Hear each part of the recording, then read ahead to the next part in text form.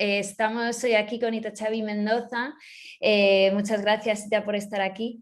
A la luz del 500 aniversario de la invasión de Tenochtitlan, que fue en 1521. Pero lo que queremos aquí discutir no es este hecho histórico en concreto, sino más bien los impactos que este evento tuvo en el pasado, pero que sigue teniendo en el presente, el genocidio y la colonización que siguen vigentes, y también para resaltar la resistencia a través de todos estos años. Itachavi es de origen Newsabi, si lo digo bien, si no corrígeme por favor. Nación de la lluvia, de familia migrante que habita en el Estado de México. Pertenece al colectivo Bay Newsabi, pero bueno, luego me puedes corregir si no lo he pronunciado bien. Casa de la Nación de la Lluvia, a la red de futuros indígenas, coordinación metropolitana anticapitalista y antipatriarcal con el Congreso Indígena, y cursa el doctorado de Estudios Críticos de Género en la Universidad Iberoamericana de Ciudad de México. Bueno, Itachavi, muchas gracias por estar aquí con nosotros y bueno, no sé si quieres añadir un poquito más antes de que empecemos. Tonini, Toncuadanu, Cubi, Cuba, Shishishito, Nanini, Ita, Cubi Niña, Anusabi, Nkuta Abi, Tunini, y Yodanu, Teso, Dan. Muchas gracias a todas y a todos quienes nos escuchan. Mi nombre es Florina Mendoza, pero en mi lengua me autodenomino Itachavi, que significa flor de maguey. En mi lengua, una de las 68 lenguas que hablamos en México, esta es una de ellas y que tiene alrededor de 80 variantes. Y habitamos 3 estados de la República. En el sur de México, Puebla, Guerrero y Oaxaca, pero también estamos en Estados Unidos, Canadá y otros países porque por la cuestión laboral y bueno, este desplazamiento forzado al cual nos vemos todos los pueblos y que tenemos que transitar por diversos espacios, diversos lugares, ¿no? Eso antes que nada, agradecerles a ustedes la invitación y a quienes nos están escuchando.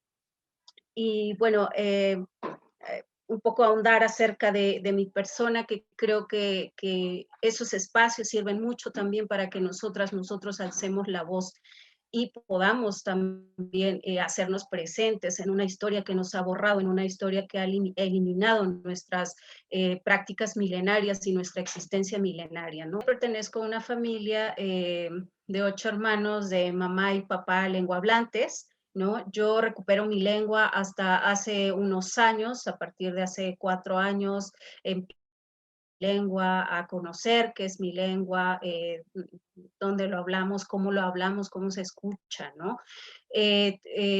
Todas estas, pues sí, estas emergencias en las cuales nosotras como hijas e hijos de lenguahablantes, pues nos toca también esa parte de recuperación, de conocimiento y al mismo tiempo de difusión y de compartirlo, ¿no? Y bien, bueno, nosotros somos pues una familia que fue desplazada de la comunidad, lo que se conoce ahora como migración, ¿no? No tendría que nombrarse de esa manera, porque eso también anula las problemáticas por las cuales los pueblos se están moviendo y desplazando de sus comunidades. Entonces, para mí es un desplazamiento obligado, ¿no? Que nos obligó a salir de la comunidad, a buscar mejor otros sitios donde pudiéramos seguir subsistiendo, ¿no?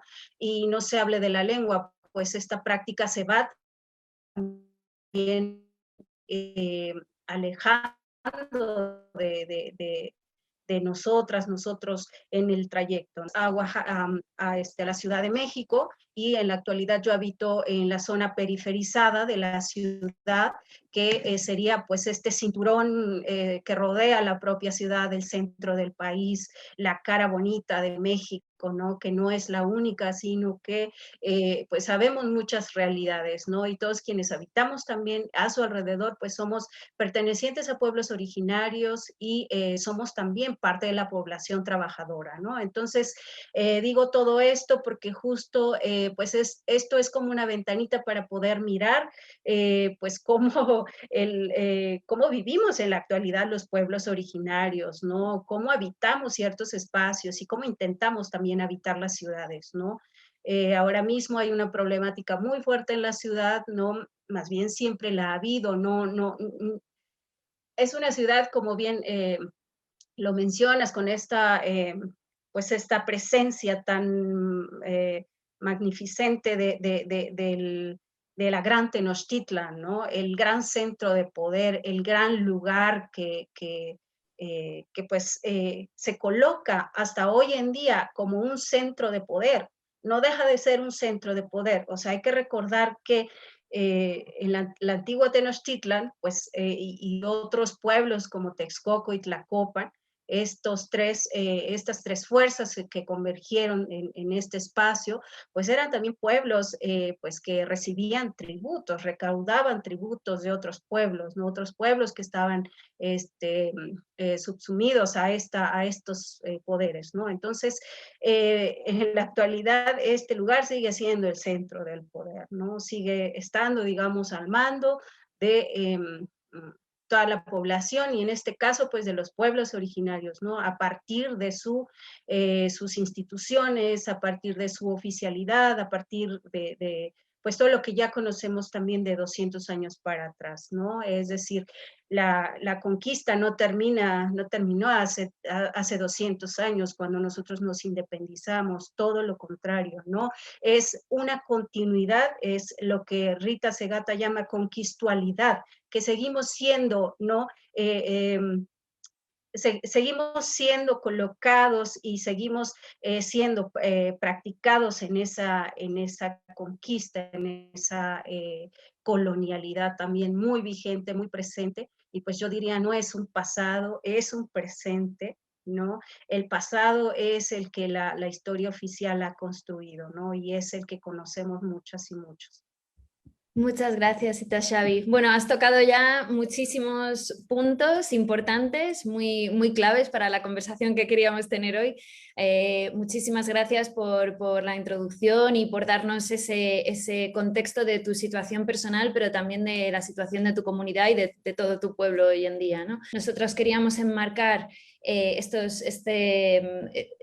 aniversario, que no celebración ni conmemoración, por supuesto, de esos 500 años desde la invasión de Tenochtitlan, dentro de la campaña de Survival International que llamamos como Descoloniza la Historia Mayflower Skill, que es una colaboración entre indígenas americanos y Survival International para dar visibilidad a la historia del genocidio de los pueblos indígenas a nivel internacional, mostrar, como decías tú, cómo se sigue repitiendo en América y en otros continentes también, y hasta celebrando, y cómo puede y debe erradicarse. Como dato, como punto de arranque para nuestra charla, decir que se estima que solo hacia 1600, o sea, estamos hablando de menos de 80 años después de que Hernán Cortés llegara a Tenochtitlan, 56 millones de indígenas habían muerto a causa de la llegada de los españoles al continente americano. Esto supone alrededor de un 90% de la población. Con esto en mente, Ita Xavi, ¿nos puedes contar un poquito más qué significa para ti la invasión de los europeos y para tu comunidad hoy en día? ¿Qué ha cambiado en estos 500 años? Bien, pues para mí significa exterminio poblacional en primera instancia, como bien lo mencionas, violación al cuerpo de las mujeres y violación a nuestros territorios y la construcción, el inicio de la construcción de una sola historia, ¿no? Fuimos reducidos a partir de ese momento a una sola historia y pues de estos 300 años también de colonia o virreinato, que así se le nombra también por los estudiosos y que me parece que hasta suena elegante, ¿no? Llamar colonia, llamar época virreinal, ¿no? Con estos virreyes tan, con sus atuendos así, que acá pues era algo también impactante, ¿no? Impresionante ver incluso en la actualidad los cuadros donde ellos se muestran de esa manera, ¿no? Entonces, pero para mí y muchos pueblos, esto no ha sido más que vivir en un acecho constante, ¿no? No solamente hacia los territorios, sino hacia nuestros cuerpos, porque nuestros cuerpos fueron racializados a partir de ese momento, porque nuestros cuerpos fueron marcados prácticamente de por vida, tanto así que nosotros, pertenecientes a pueblos originarios, pues traemos esa, digamos, como si nos hubieran colocado un cartel donde dice, tú eres indio, tú eres indígena, tú eres una raza inferior, tú eres, sí, tú no tienes ni siquiera alma, ¿no? Porque eso fue algo que también, pues, algunos años después, incluso todavía de la llegada de los invasores, todavía se discutía si nosotros teníamos alma o no. Entonces, en ese sentido, también el papel de la religión juega un papel fundamental hasta la actualidad, ¿no? Hay algunas excepciones, ¿no? De acercamiento a comunidades, pero me parece que eso no mitiga nada, ¿no? Me parece que ahí sigue habiendo una conquistualidad, ¿no? En este aspecto de la religión. Pues hoy en día seguimos siendo vistos como no pertenecientes a este territorio. Entonces, recientemente se acaba de anunciar que somos 69 lenguas, en las cuales el español está a la cabeza, ¿no? Es una escala jerárquica donde se reconoce el español en algunos documentos, en la cuestión jurídica, se habla de los indígenas también como otorgándonos este reconocimiento, ¿no? Pero al mismo tiempo es una trampa del Estado, como bien lo dice Yasnaya Aguilar, ¿no? Eh, es una especie de decir, tenemos reconocimiento, pero aquí los tenemos en el documento, en el papel, pero en la práctica eso no existe. No existimos porque la estructura no está hecha para ninguna lengua originaria, ¿no? Hay presas y presos pertenecientes a pueblos originarios que no tienen traductores, que no se les asigna, que no se les facilita, que no hay una estructura por parte de la oficialidad que esté subsanando esta parte, ¿no? Entonces, en la academia también nuestras lenguas no valen, nuestras lenguas no son reconocidas para, digamos, pasar un posgrado. Te piden una lengua imperial, te piden una lengua de conquista también, ¿no? Entonces, esas son prácticas que nosotras vamos a aprender también a la academia, a las universidades, ¿no? Entonces, eh, mi esperanza es que el Ñusabi, el Ñoñón se pueda reconocer en alguna universidad para que nosotros quienes tenemos acceso o nos buscamos la forma de estar en estos espacios que al final de cuentas no son para nosotras, no son hechos para nosotras, yo estaría pues satisfecha de decir, bueno, las cosas están cambiando, ¿no? Bueno, la oficialidad también está haciendo su chamba, ¿no? Pero no es así, ¿no? No es así, esa es una realidad que tenemos 68 lenguas, de las cuales ni siquiera la población en México conocemos del todo cómo suena, en dónde habitan, cómo habitan y qué problemáticas tienen en la actualidad, ¿no? Entonces, y bueno, para mi comunidad también toda esta, pues sí, esto que de alguna manera también heredamos y queremos desheredar, ¿no? En estas otras generaciones también, porque nuestros padres o abuelos no tuvieron acceso para nada a conocer cómo nos miran, cómo somos mirados y desde dónde nos están mirando, ¿no? Entonces, conocer, digamos, esos otros mundos es bien importante para entender también en qué lugar estamos y cómo nos han colocado también en otros lugares al que no pertenecemos, ¿no? Cómo nos han inventado un espacio, cómo nos han inventado una imagen, ¿no? Y que además tiene tanto peso, 500 años por miles de años de existencia de los pueblos originarios, no solamente en México, en América Latina, en cualquier parte del mundo, ¿no? Son poblaciones que habitan en estos espacios por miles de años, que practican la lengua por miles de años, que cultivan la tierra por miles de años. Entonces, ¿cómo puede ser que una invención y una narrativa también que se ha reiterado también durante estas épocas de la independencia, predomine más que lo otro, ¿no? Entonces ahí hay algo, ahí hay una tremenda sacudida que tendríamos que estar haciendo, ¿no? Y bueno, para mi comunidad esto significa también borramiento de la memoria, ruptura de la memoria, porque nosotros como pueblo Ñusabi, el pueblo Ñusabi generó, de los 16 códices que existen en la actualidad, la mayoría son de origen Ñusabi.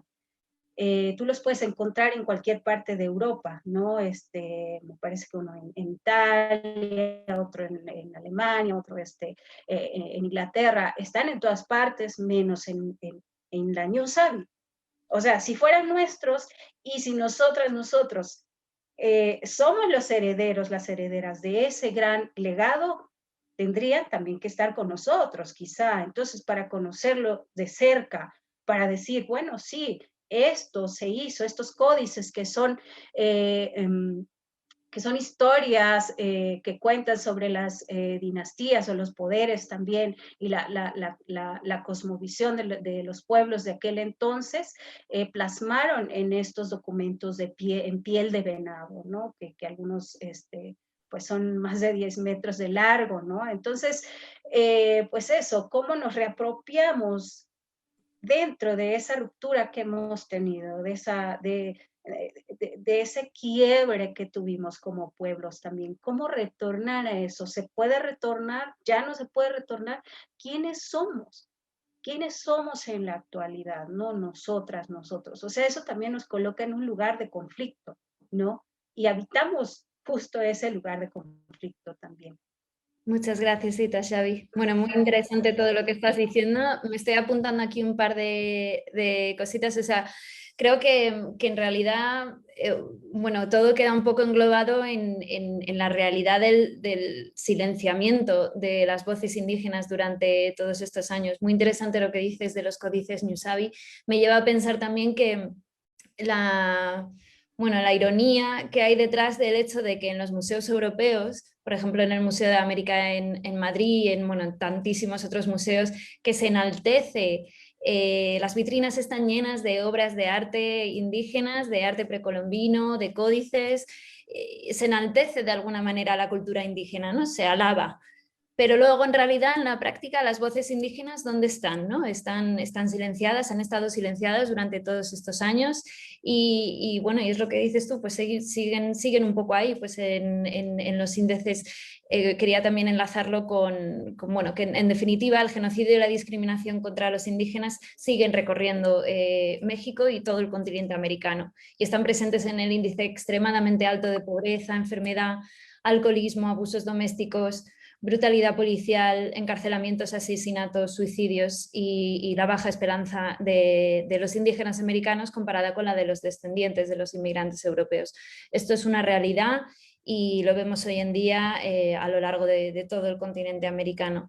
Entonces, bueno, también quería resaltar que esa continuidad de violencia y opresora y genocida y cómo seguimos viendo que se sigue repitiendo hoy en la actualidad, sobre todo entre los pueblos indígenas no contactados, que se encuentran la mayoría en la Amazonía, en la frontera entre Perú y Brasil, pero también, por ejemplo, en Paraguay, en el Gran Chaco paraguayo, los ayoreos no contactados viven en una huida constante, escapando de las excavadoras de los rancheros que están destruyendo su bosque para bueno, crear más rancherías, ¿no?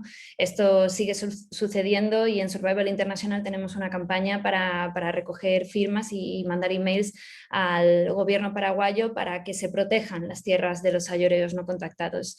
En Brasil, como algunos sabréis, el presidente Bolsonaro ha declarado la guerra abierta a los pueblos indígenas no contactados.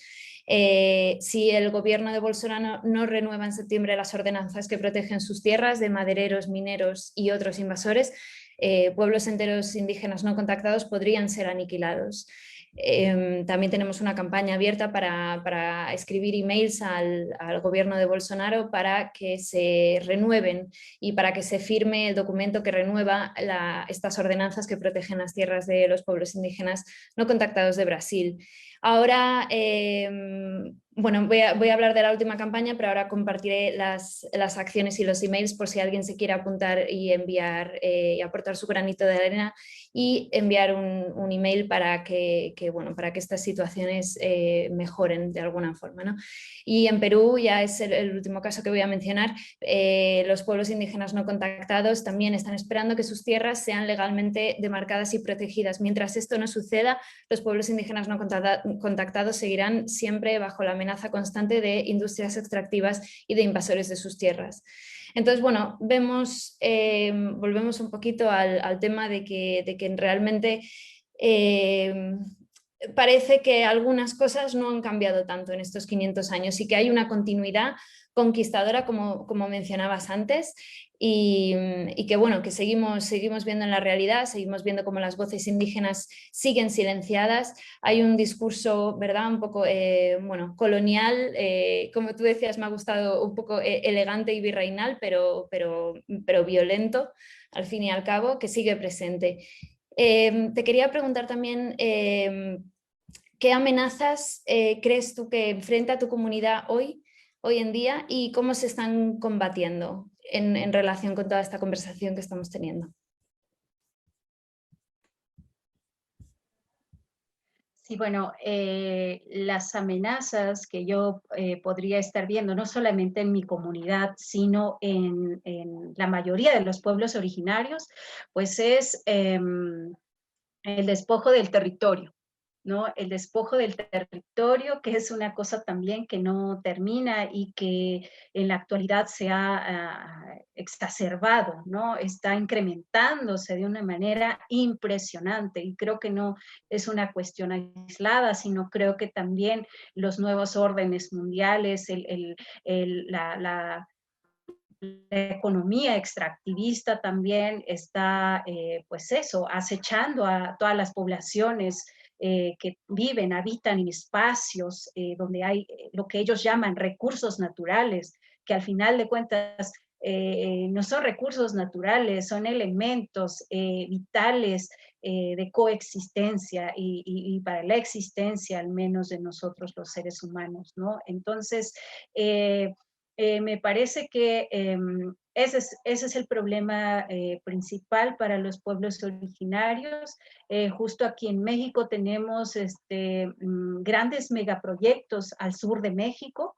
Voy a enunciar algunos, el que han llamado Tren Maya, que tiene nombre de Maya, pero no lo han decidido los pueblos, no lo han requerido los pueblos no dijeron queremos un tren para entonces trabajar limpiando las botas, como alguien por ahí lo mencionó, ¿no? Que los pueblos para eso estábamos, para hacer ese trabajo, ¿no? No lo han decidido los pueblos, entonces es el mal llamado Tren Maya, ¿no? El corredor interoceánico que iría desde el istmo de Tehuantepec hasta Veracruz, ¿no? Que conecta, pues, digamos, de mar a mar.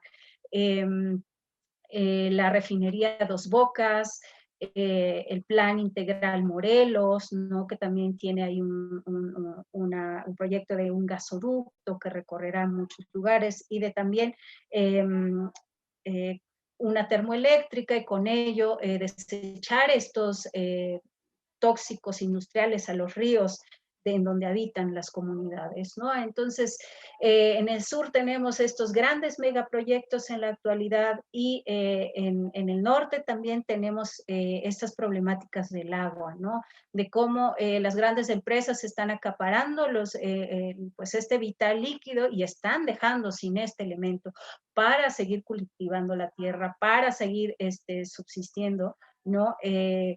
Es como si, eso quiere decir que entonces los pueblos siguen sin tener valor, porque se violan estos derechos internacionales como la OIT y no hay garantía para nada de que pues los pueblos y estos espacios y al menos estos elementos que hacen que los pueblos sigan también su propio desarrollo no se estén garantizando, ¿no? Por el contrario, hasta la actualidad hay ya durante este sexenio pues más de 10 defensoras y defensores que han sido asesinados, ¿no? Entonces, creo que esa es la gran problemática que vivimos en este país y en lo que refiere a mi comunidad, pues también en mi municipio tiene 17 parajes, 17 comunidades. Una de ellas fue desplazada por paramilitares de sus lugares donde habían habitado de manera generacional, ¿no? Fueron desplazados con armas de fuego, se llevaron lo que pudieron en ese momento y desde entonces pues no han podido retornar a sus lugares donde habitaban. Se les asignó otro espacio por parte del gobierno, pero estos lugares son, es como haber empezado una vida, es como ir a otro planeta, porque les trazaron sus calles de manera urbana, una cuestión que ellos no estaban acostumbrados, que tenían, digamos, el espacio libre para andar con los animales y que ahora entonces todo está a partir de trazas y por un espacio medido entre casa y casa, ¿no? Algo que ellos jamás habían experimentado. Entonces, eso y también que son lugares, comunidades que van quedándose vacías, ¿no? Por toda este desplazamiento de gente que se va a laborar hacia otros sitios, ¿no? Que finalmente retorna, ¿no? También hay que decir esto. Yo, por ejemplo, tengo primas, primos que se fueron 20 años y regresaron y ahora están cultivando la tierra, ¿no? Hay este retorno, esta recuperación también, ¿no? Hay esta práctica de cuidado también del lugar de origen, ¿no? De revitalización. Muchas gracias, Ita Xavi, qué interesante y qué necesario todo lo que estás comentando. Bueno, también te quería preguntar, no sé si viste que hace, bueno, relativamente como un año así, López Obrador pidió perdón al rey de España, no sé si escuchaste esto, y bueno, hay algunas voces indígenas de México que están diciendo bueno, que en realidad está pidiendo perdón en nombre de los indígenas vuelven a ser silenciados y además el perdón, que es un concepto como tan asociado a una mentalidad occidental de tradición cristiana, ¿no? Se está generalizando y se está poniendo en boca de pueblos indígenas que a lo mejor tienen unas cosmovisiones completamente diferentes. Bueno, pues eso, la petición de un perdón que a lo mejor no representa a todos. No sé qué opinión tienes al respecto y si quisieras comentar algo en torno a este hecho. Y en realidad, nuevamente, ¿no? Hay este ejercicio de tutelaje, ¿no? De hablar por nosotras, nosotros, hablar por los pueblos, cuando los pueblos estamos exigiendo derecho a las tierras, derecho a nuestras lenguas, derecho a las autonomías, a la autodeterminación. Entonces, una vez más, alguien habla por los pueblos, ¿no? Entonces, y como bien lo mencionas, ¿qué nos podría traer el perdón ahora cuando tenemos un país y cuando tenemos una realidad que habitamos los pueblos sin reconocimiento y sin también derecho a ejercer nuestra propia autonomía? Entonces, ¿a dónde vamos con todo esto, no? Y si a eso le sumamos también que esta cuarta, lo que se llama el gobierno de Andrés Manuel López Obrador como la cuarta transformación, eh, inició con un gran ritual, inició con una gran puesta en escena, porque para mí fue eso, fue una puesta en escena, donde cada uno tenía también su papel, donde la idea era mostrar también que se estaba con los pueblos finalmente, ¿no? Porque López Obrador venía haciendo un trabajo de años atrás, ¿no? Con los pueblos, visitando los pueblos, hablando con los pueblos. Creo que fue el único de los últimos presidentes que hizo esta labor, pero claro, ¿no? Y entonces hubieron pueblos que sí creyeron en él. Tengo que decir esta parte también, que sí creyeron en alguien como López Obrador, ¿no? Con la esperanza quizá de que nuestras situaciones cambiaran, que fueran mejorando, ¿no? y por eso se le otorga también por algunos pueblos, algunas culturas, este bastón de mando que significa tú, pues, tienes como nuestro sí, ¿no? Tú entras a nuestra casa, ¿no? Eres también parte de nuestros pueblos. Y en realidad para mí fue, pues, la entrada a estos megaproyectos, ¿no? Que inmediatamente después empezamos a mirar todos estos estragos que empezó a causar uno de ellos, el de Huesca en Morelos, la termoeléctrica. Antes de que él fuera elegido presidente, él había dicho que no sería posible, jamás se pensaría en hacer una termoeléctrica en el lugar de Zapata, ¿no? De Emiliano Zapata, el gran caudillo del sur. Eh, ya siendo gobierno, pues dijo, sí, la termoeléctrica va, ¿no? Entonces, tremendas contradicciones, ¿no? Entonces, ¿qué podemos pensar si él pide perdón por los pueblos, ¿no? Efectivamente.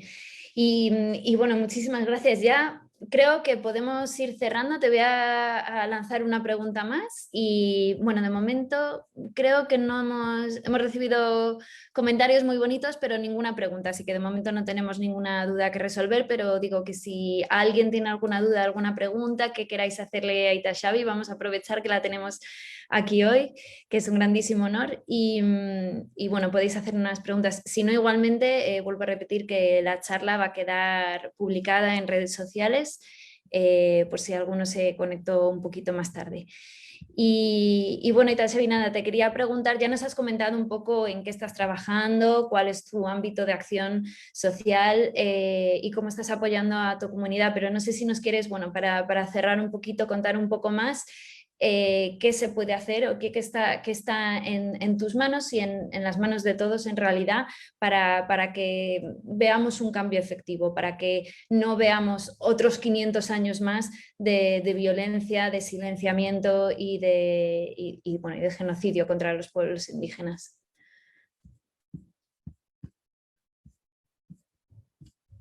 Sí, me gustaría ahondar un poquito más en la labor que hacemos en el colectivo al cual pertenezco, ¿no? El colectivo se llama Be Iñusabi, que significa casa del pueblo de la lluvia, de la nación de la lluvia, ¿no? Nosotros somos un grupo de la mayoría hijas e hijos de lengua hablante que nos juntamos hace aproximadamente 5 años, ¿no? Entonces, en esta gran ciudad nos pudimos encontrar aquellas y aquellos que habíamos llegado de nuestras comunidades también, ¿no? Entonces, y probamos hacer comunidad aquí mismo en una ciudad que pareciera que eso es imposible hacerlo, ¿no? Entonces, a partir de allí, la mayoría de nosotros tiene una formación también, o de formación académica también, ¿no? Hay un cineasta, hay un escritor, comunicólogo, lingüista, yo que estudié historia, ¿no? Tratando de conocer también la historia de nuestros pueblos. Y nos empezamos a preguntar cómo accionar desde esos lugares, ¿no? Desde esos espacios que nosotros también, desde esos otros conocimientos que también nosotros adquirimos, ¿no? Y empezamos, y sobre todo por la lengua, ¿no? Porque la lengua es algo que nos atraviesa, ¿no? La lengua es algo que también eh, requiere de una atención y un cuidado primordial, porque la lengua significa memoria, la lengua significa también territorio, la lengua significa práctica, significa saberes. Entonces, nosotros primero empezamos a reapropiarnos de nuestras lenguas, ¿no? A aprenderla, a tomar clases, quizá intercambiar entre nosotros algunas palabras. Y también nos empezamos a acercar a las comunidades, a nuestras comunidades, siempre con esta intención de hacer trabajo colaborativo con ellas y ellos, ¿no? Entonces, armando propuestas en conjunto que fuera preguntándoles cuáles eran sus necesidades, cómo sería bueno hacerlo, ¿no? Más que nosotros llegar e imponer, traemos esto y ya y lo ven y punto. ¿no? Sino más bien tratar de hacerlo desde nosotros también, desde otros lugares, otras maneras. Y trabajamos con niñas, niños, les acercamos a toda esta historia de los códices, a partir de dibujos animados, a partir de colores, ¿no? Y en lengua originaria. Trabajamos también con la gente adulta para que también podamos escuchar de ellas y ellos el Tunsavi, la lengua, ¿no? Pero también nos acercamos a la lengua Dijon, que es conocido como zapoteco, y a la lengua náhuatl también, y a la lengua ñañú.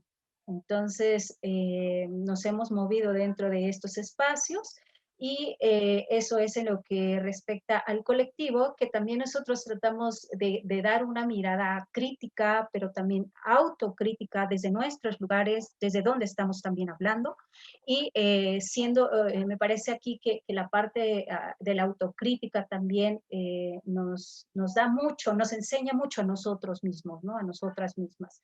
Esa parte es fundamental. No asumimos el término como indígena, nosotras, porque creemos también que mientras sigamos también reproduciendo este término, se sigue invisibilizando, ¿no? Toda la diversidad de formas y lenguas.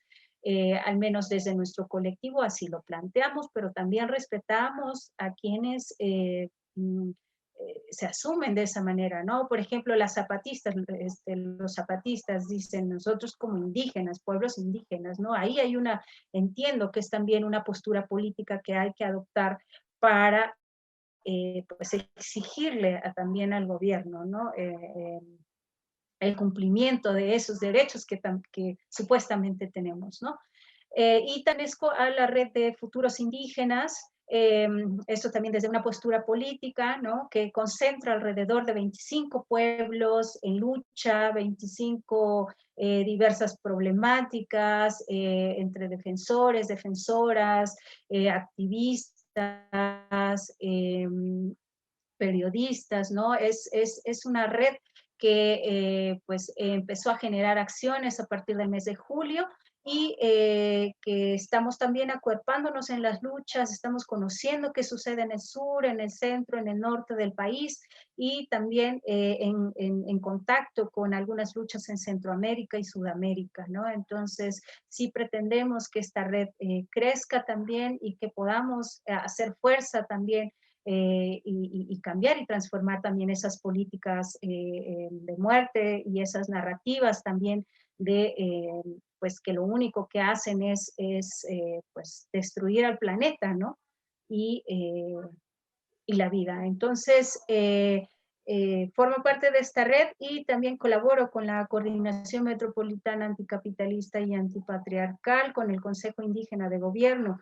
Esta coordinación surge a partir de la propuesta a partir del surgimiento del Consejo Indígena de Gobierno, que es un consejo que propuso el Congreso Nacional Indígena. El Congreso Nacional Indígena se forma en 1996, 2 años después del levantamiento zapatista, y que conglomera a más de 40 pueblos y organizados también en autonomías y desde donde se propone la formación del Consejo Indígena de Gobierno, que es de donde María de Jesús Patricio Martínez Marichuy fue propuesta como precandidata a las elecciones de 2018. Esto es un hecho histórico.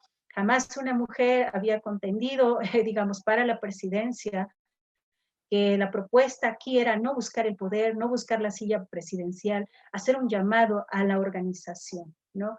Entonces, nosotros como coordinación, conformado también de otros grupos, acompañamos estas luchas, acompañamos estas propuestas y nos sumamos también a sus exigencias.